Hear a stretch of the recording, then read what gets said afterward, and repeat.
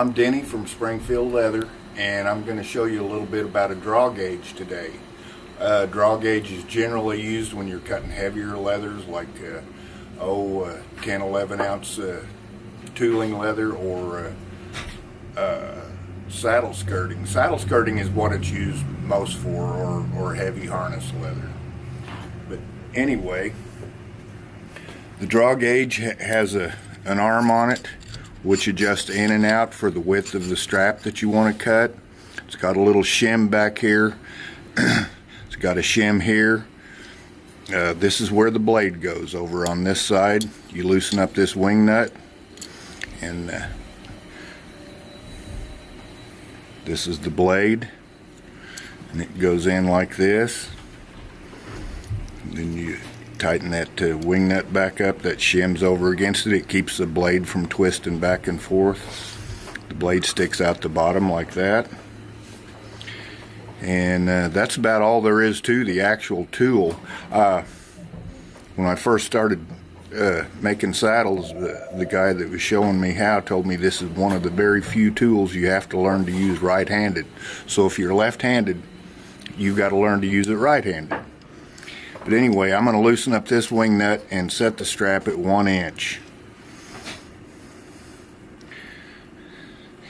And we'll cut a strap off of this piece of saddle skirting here. If you can see how thick that is. If you try to use a lighter one of the, like the wooden strap cutter that we have, the blade is just not strong enough to cut through this type of leather. It'll twist and bend and possibly more likely break. But anyway, here we go. I'm going to start at this end and start my cut.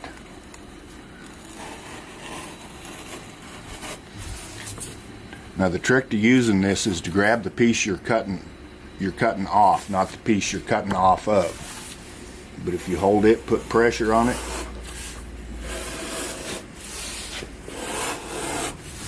it'll keep that piece of leather over against the fence of this draw gauge.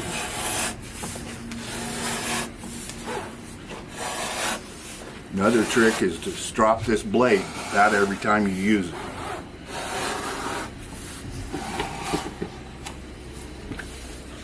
Cuts a pretty perfect strap.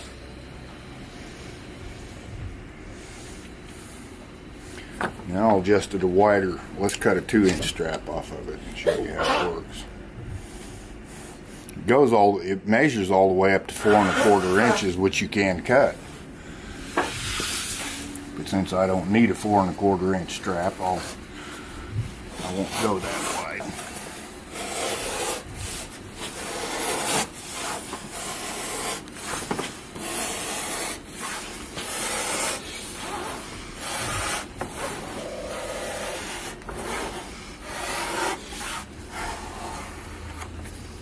That's all there is to it.